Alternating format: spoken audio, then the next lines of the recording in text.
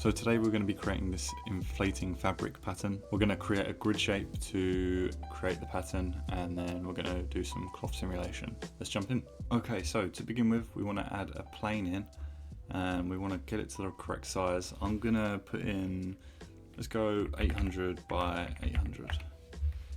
And if we hit N and then B, we can go to lines mode to see the geometry. Then for our width and height segments, we're going to want quite a lot of geometry so it doesn't look too jagged or any like kind of sharp edges. So I'm going to go for, let's go 140 by 140. This could potentially work. We could always subdivide after the simulation as well, so it kind of just depends how accurate you want the cloth to look. So taking the lines mode off with N then A, we can make our plane editable by hitting C. So we want to right click on our plane, hit simulation tags and add a cloth tag.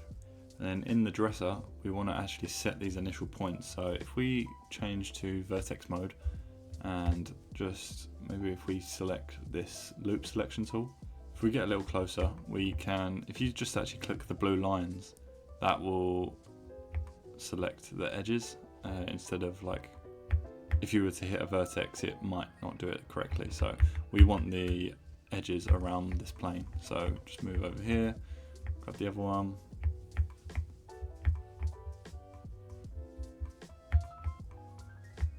and the last one.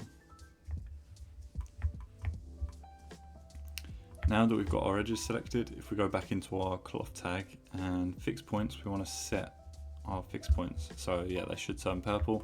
That means our fixed points have been set. So these points basically won't move when the simulation starts. They're just going to stay in place, which is what we want for this effect. So the next thing we want to do is add a gravity in. If we go simulate, forces, and add a gravity, if we just click play, you can see our cloth is just dropping down. It's kind of just drooping. So we'll reset the simulation. If we just double check, if we go Control D and check in simulation scene, so we've already got a gravity here. I'm going to set this one to 0 because I just want to use the force version so I can just change it easier. So I'm going to set the acceleration to, let's just put a negative in and see. So it should just do the complete opposite. Yeah, might lower this actually. Let's do 400. Let's try that. Oh, 400.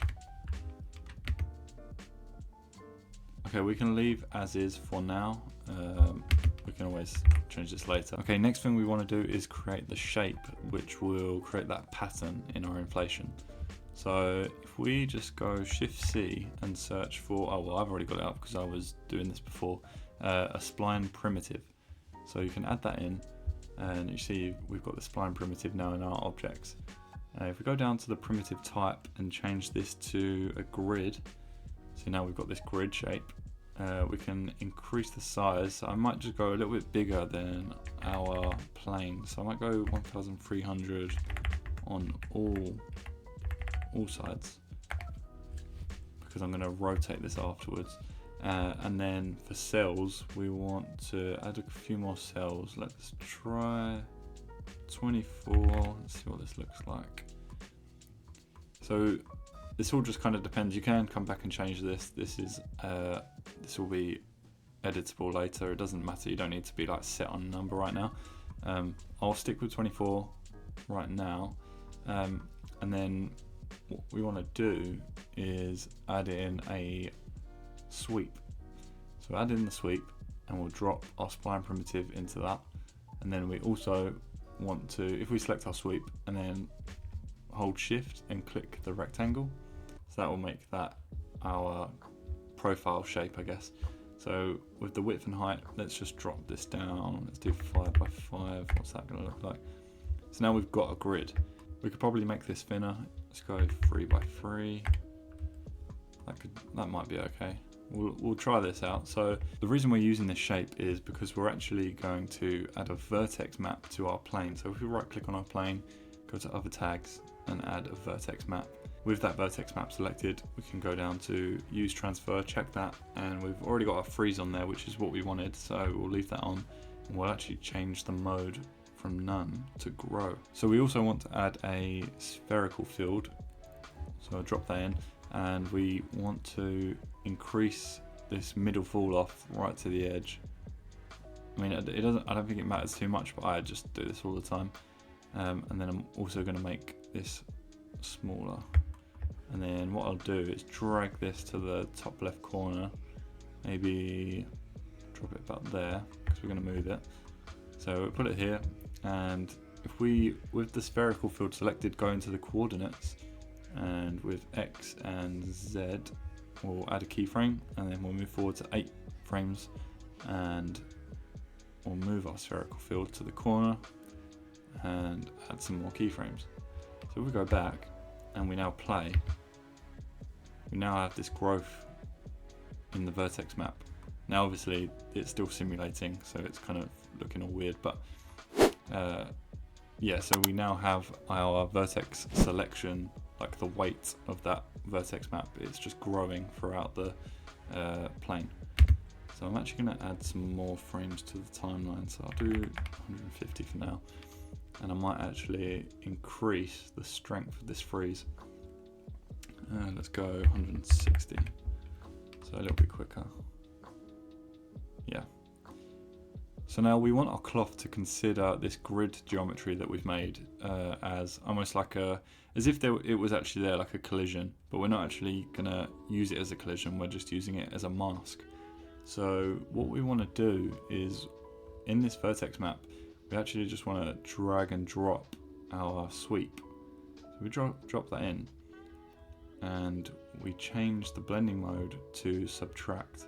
But that's not all. We need to change, with this sweep selected, we want to change this to volume, and then we also want to go back to our cloth tag, and in mix animation we want to turn on with pins, and then just drop in our vertex map here, and we can turn down our influence. Let's just do 50% for now and see what we get. What we could do as well is just with holding Alt and double clicking the traffic lights, we can just turn off our grid shape. We don't need to see that. So if we hit play now, you can see we've kind of got our effect. Now we could edit some of the properties in here, so we can maybe turn the bendiness down a little bit. Maybe I'll turn the thickness up a bit. I guess the mix animation will probably play a big role, so like if we were to turn this right up and hit play, I might turn the influence up to 60 maybe. Let's try that. It'll be very minor differences, but yeah, I'm liking it right now. We could also change this target length, which I think should make the inflation a little higher. So if I put this to 110%, yeah, you can see it's like really popping out now. It's getting we're getting some jagged edges, which goes back to how much geometry you want there, but we could just smooth this out with a subdivision. So maybe if I was to select our plane, hold Alt and add a subdivide, see this looks way better now. This might slow things down just a little bit, but we can always turn it off and then turn it back on for rendering. So yeah, this is looking quite cool. I'm gonna drop down the target length. I don't want it too high. I'll keep it maybe 105, and then I'll turn that subdivide. Maybe I'll just turn it to 1. And this is looking quite nice. Yeah, this is cool. So in my example, actually, I didn't have it so that you can see when I click play, it's kind of, they're growing like evenly. So I wanted some randomness. So the way I did that was in the vertex map, we want to drop in a random field. We want to drop that into the radius of the freeze and just change this to normal. And then if we want to up our scale, we could up that maybe to 200%. And then our animation speed, let's chuck that up to 150%. And then we could click play, but I think, yeah, our growth kind of just stops. So I think we need to turn, if we go back into our freeze, we need to up the radius.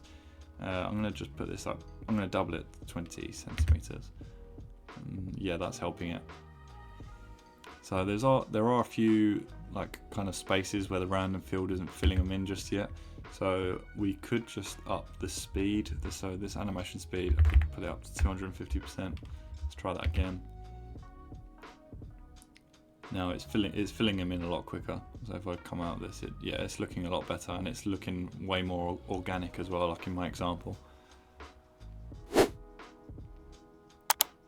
Yeah, this is cool, I like it. You could come in and mess around with the scale more, just find the parameters that suit your needs best, but this is what worked for me. And I guess the last thing now you want to do is adding in a texture. The one I used in my example was from the HKA pack. It was his fabric textures. So I'm going to drop that onto I'm going to do it on the subdivision, and then I'm just going to drop in a light, drop in an area light. I'm going to put that in my folder. I'm going to right click animations and add a target, and then just set the target to the folder. So that's in the center of the world. I'm going to move this up, and move this up over here a little bit. See how this looks. Move back a bit. And if I come in a lot closer, and maybe I'll switch to my all-in-one layout so I can have a render view. Just see how this was looking. You can see my example in my thumbnail.